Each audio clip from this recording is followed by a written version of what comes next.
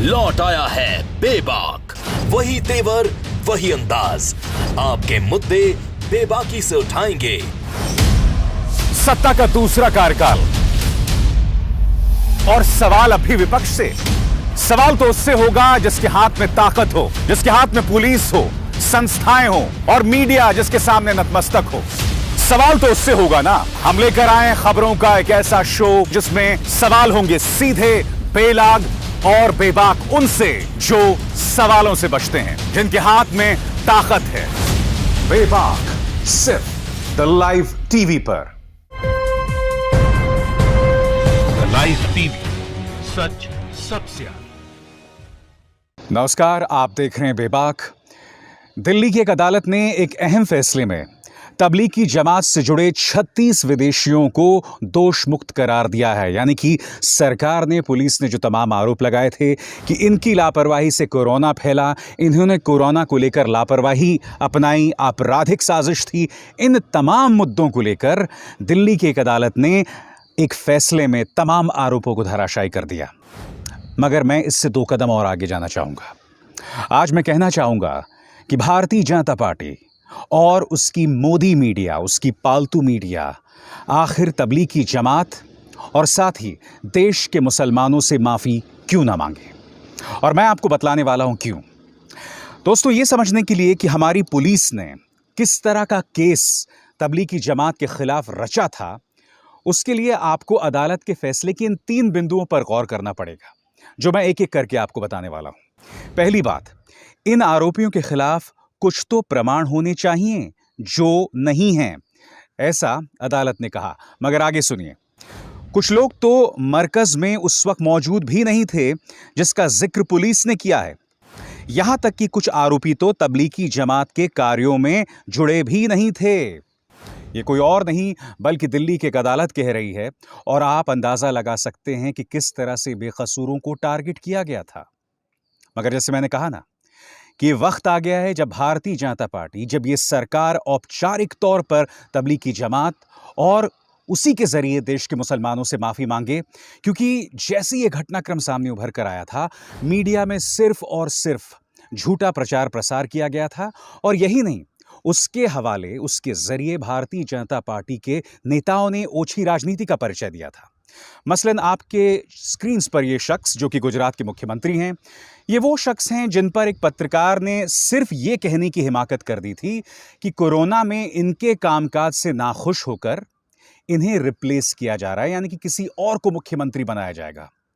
धवल पटेल के खिलाफ इन्होंने देशद्रोह का मुकदमा दर्ज कर दिया गया था, सिर्फ इतना कहने के लिए। अब विजय रूपाणी ने क्या कहा था और उन्हीं के जैसे अन्य मुख्यमंत्रियों ने, आपके स्क्रीन्स पर, गुजरात के अंदर कोरोना फैलने के पीछे तबलीगी जमात का हाथ है। एक नहीं, विजय रूपाणी ने कई जगहों पर यह बात कही, और सिर्फ इन्होंने नहीं की। आपकी स्क्रीन्स पर ये चेहरे, उत्तर प्रदेश के मुख्यमंत्री योगी आदित्यनाथ, उत्तराखंड के मुख्यमंत्री त्रिवेंद्र सिंह रावत और साथ ही मध्य प्रदेश के मुख्यमंत्री शिवराज सिंह चौहान। मैंने कार्यक्रम की शुरुआत में आपको बताया कि देखिए, ये जीत सिर्फ तबलीगी जमात की नहीं है, ये जीत इस देश की व्यवस्था की है, ये जीत इस देश की न्याय व्यवस्था की है, और ये जीत इस बात की है कि अब भी लोगों का, विदेशियों का विश्वास भारत की न्याय व्यवस्था में है। आप जानते हैं, कई तबलीगी जमात, इस से जुड़े जमाती जो हैं, वो इस कदर डर गए थे कि उन्होंने पुलिस से माफी मांगी, डील की और फिर वो देश चुपचाप छोड़ के चले गए। मगर ये जो 36 जमाती थे, इन्होंने कहा नहीं, हमारे अहम पर चोट की गई है, हमारी इज्जत तार तार की गई है, हम भारत में रुककर भारतीय न्याय व्यवस्था के अंतर्गत इंसाफ मांगेंगे। उन्होंने लड़ाई की और आज उन्होंने ये जीत हासिल की। इसलिए बहुत जरूरी हो जाता है कि वो तमाम मुख्यमंत्री, वो तमाम मीडिया इनसे माफी मांगे। दोस्तों, सिर्फ यही एक अदालत नहीं थी जिसने तबलीगी जमात को दोष मुक्त किया है। आपके स्क्रीन्स पर Aurangabad bench, Bombay high court, दिन था 23 अगस्त, और फैसला क्या था आपके स्क्रीन्स पर। एक महामारी के दौरान एक राजनीतिक सरकार बलि के बकरे ढूंढती है जिस पर दोष मढ़ा जा सके, और उसने इन विदेशियों को चुना बलि का बकरा बनाने के लिए। यह कोई और नहीं दोस्तों, बॉम्बे हाई कोर्ट कह रहा है। पहले दिल्ली की एक अदालत ने उन्हें दोषमुक्त किया और 23 अगस्त को बॉम्बे हाई कोर्ट ये बात कह चुकी है, जो कहीं ना कहीं करारा तमाचा है विजय रूपाणी जैसे मुख्यमंत्रियों की सोच पर। आज मैं विजय रूपाणी जैसे मुख्यमंत्रियों से कुछ सवाल पूछना चाहता हूं आपकी स्क्रीन पर। क्या आप माफी मांगेंगे? सवाल नंबर 2, क्या आप भूल गए कि फरवरी के महीने में भारत सरकार ने अहमदाबाद के अंदर, गुजरात के अंदर ट्रंप का स्वागत किया था नमस्ते ट्रंप के जरिए? वो वक्त जब कोरोना देश में पैर पसार रहा था, तो उस वक्त की याद आपको क्यों नहीं आई? आप तबलीगियों को, तबलीगी जमातियों को इस पर दोष मढ़ रहे थे, मगर आपने ट्रंप पर, या उससे भी बड़ी बात, अपने ही प्रधानमंत्री पर इसका दोष क्यों नहीं मढ़ा? आगे, क्या आप भूल जाएंगे उनके स्वागत की, यानी ट्रंप के स्वागत की ये तस्वीरें? और क्या बीजेपी सरकार ने पूरे गुजरात को खतरे में नहीं डाल दिया था इस तरह का आयोजन करके?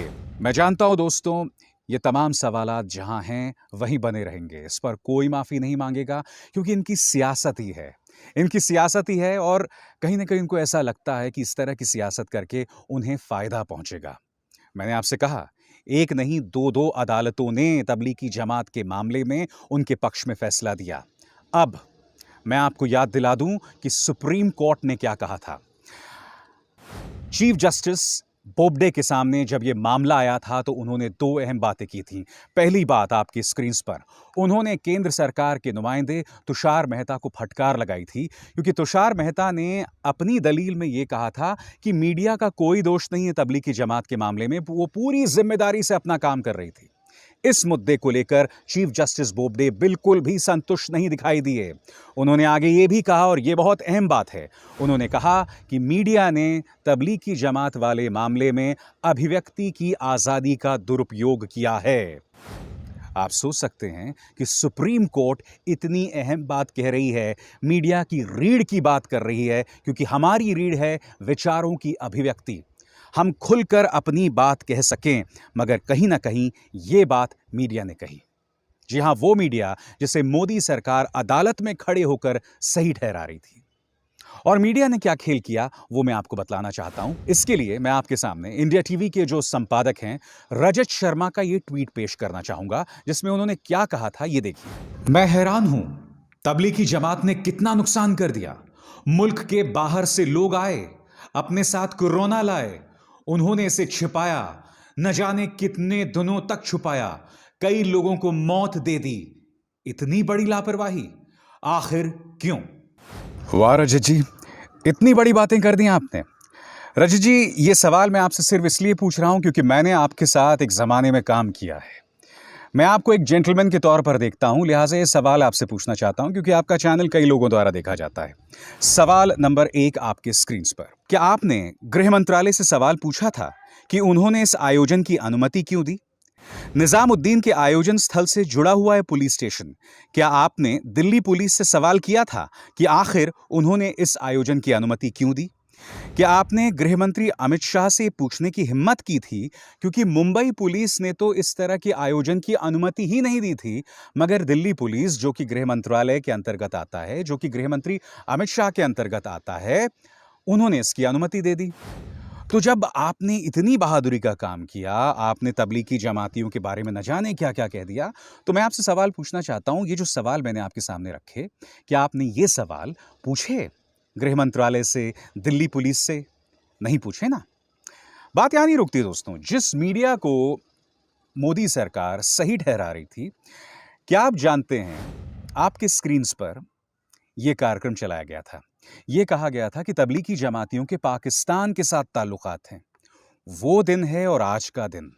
मैं कई बार अपने कार्यक्रमों में पूछ चुका हूं, क्या न्यूज़ 18 में हिम्मत है कि वो प्रमाण पेश करे कि तबलीगी जमात के पाकिस्तान के साथ ताल्लुकात थे? क्या पाकिस्तान के कहने पर वो भारत में कोरोना फैला रहा था?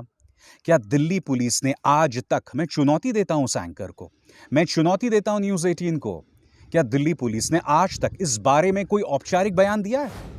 नहीं दिया ना। बात यहां नहीं रुकती।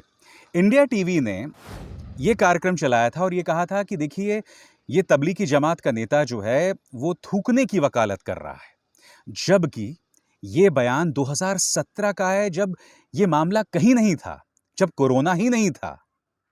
और पत्रिका और अमर उजाला ने एक और झूठ चलाया था। झूठ क्या था कि तबलीगी जमातियों को जब नॉनवेज खाना नहीं मिला तो वो हर जगह थूक रहे थे, और थूक ही नहीं रहे थे, वो खुले में शौच कर रहे थे। क्या आप जानते हैं कि उनकी झूठ का पर्दाफाश किसने किया? किसी और ने नहीं, बल्कि सहारनपुर पुलिस। और सहारनपुर पुलिस ने क्या कहा, आपकी स्क्रीन पर अवगत कराना है कि विभिन्न समाचार पत्रों, न्यूज चैनल्स और सोशल मीडिया प्लेटफॉर्म्स पर प्रकाशित की जा रही खबर, क्वारंटीन किए गए जमातियों ने खाने में नॉनवेज ना मिलने पर किया जमकर हंगामा। जमातियों ने खुले में ही कर डाली शौच की सत्यता की जांच की और आवश्यक कार्रवाई करने हेतु थाना प्रभारी रामपुर मनिहारन को निर्देश दिए गए थे, जिनके द्वारा जांच की गई तो जांच में विभिन्न समाचार पत्रों, न्यूज चैनल्स और सोशल मीडिया प्लेटफॉर्म्स पर प्रकाशित की जा रही उक्त खबर पूरी तरह से गलत पाई गई। ये कोई और नहीं दोस्तों, कौन कह रहा है? सहारनपुर पुलिस। और इस तरह की मीडिया को अदालत में खड़े होकर सरकार के नुमाइंदे तुषार मेहता सही ठहरा रहे थे।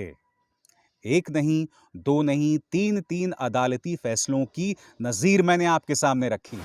एक तो कल का दिल्ली का फैसला, उससे पहले बॉम्बे हाई कोर्ट का फैसला, और फिर खुद सुप्रीम कोर्ट ने तबलीग की जमात के अंदर सरकार और मोदी मीडिया के बारे में क्या कहा। इसलिए तो मैं आपसे कह रहा हूं, मोदी सरकार को ही नहीं, बल्कि बीजेपी के मंत्रियों को, मुख्यमंत्रियों को और मोदी मीडिया को खबर चलानी चाहिए, माफी मांगनी चाहिए, तबलीगी जमात से ही नहीं, मुसलमानों से भी। क्योंकि आप जानते हैं इसके बाद क्या हुआ था। इसके बाद देश में एक बयार सी आ गई थी। हर जगह मुसलमानों को बॉयकॉट करने की तस्वीरें सामने उभर कर आ रही थी। उन्हें टारगेट किया जा रहा था, जो अपने आप में देश के लिए शर्म की बात है।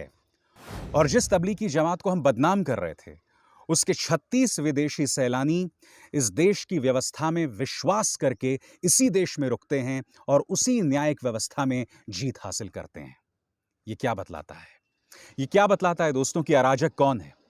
ये क्या बतलाता है? वो तो हमारे देश के भी नहीं है, मगर शायद वो हमारे मीडिया से कहीं ज्यादा देशभक्त हैं, क्योंकि वो हमारे देश की व्यवस्था में विश्वास कर रहे हैं। और जानते हैं दोस्तों, मीडिया क्या कह रहा था और बीजेपी के राजनेता क्या कह रहे थे, उनमें कोई फर्क नहीं था। मानो दोनों इस गुनाह में शामिल थे। मसलन एबीपी न्यूज ने यह खबर चलाई जो आपके स्क्रीन पर है। उन्होंने तबलीगी जमातियों को मानव बॉम्ब तक करार दे दिया। इतना बड़ा आरोप, इतना बड़ा हमला, मानव बॉम्ब। तो एक तरफ आप देख रहे हैं कि एबीपी न्यूज ने उन्हें मानव बॉम्ब बताया, जिसके लिए आज तक इन्होंने माफी नहीं मांगी। और दूसरी तरफ महाराष्ट्र के पूर्व मुख्यमंत्री देवेंद्र फडणवीस ने भी तबलीगी जमात को मानव बॉम्ब बताया था।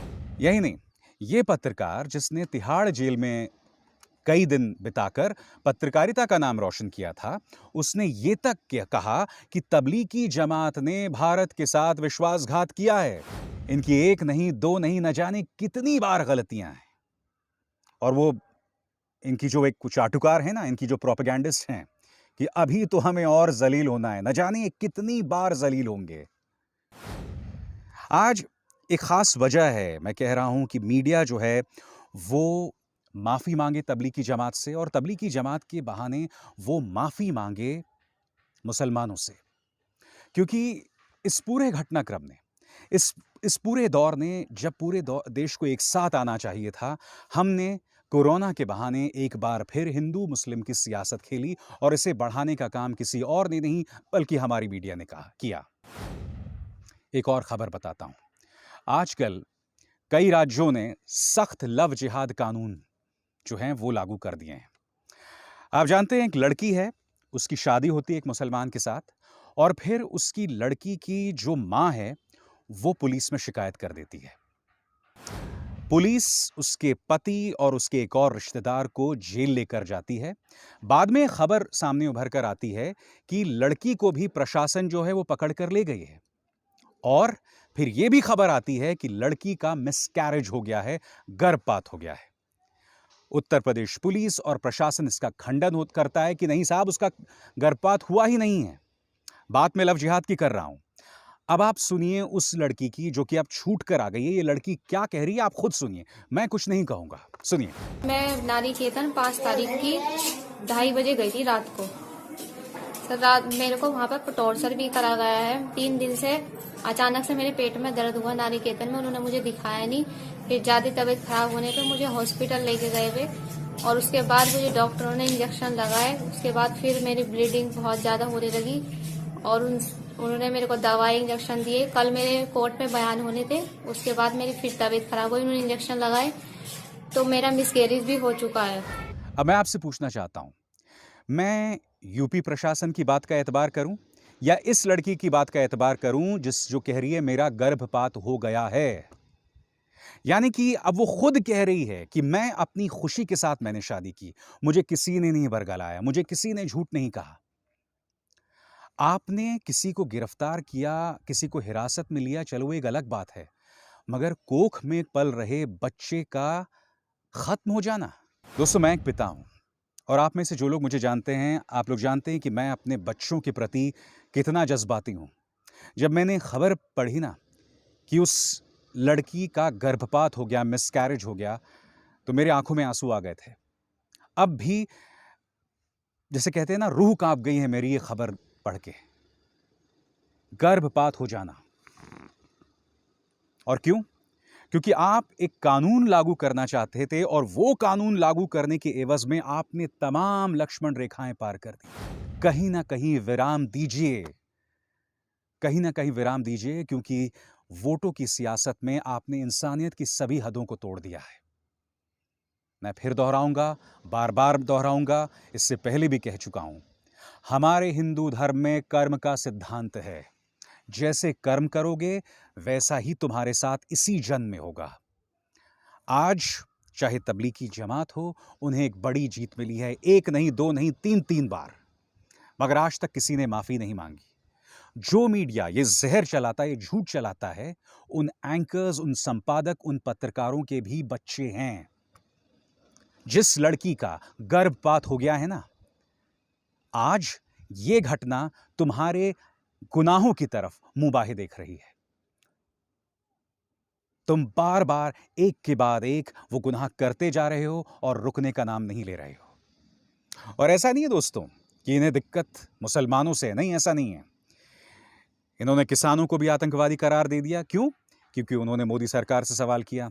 छात्रों को भी देशद्रोही करार दे दिया क्योंकि वो छात्र मोदी सरकार से सवाल कर रहे हैं। आज की तारीख में आप में से जो भी इस सरकार से सवाल करेगा, ये मीडिया उसी को टारगेट करेगा। ये मीडिया इस कदर नपुंसक है और ये एक हकीकत है। बेबाक में बस इतना ही। अभिसार शर्मा को दीजिए इजाजत। नमस्कार। लाइव टीवी, सच सबसे आगे।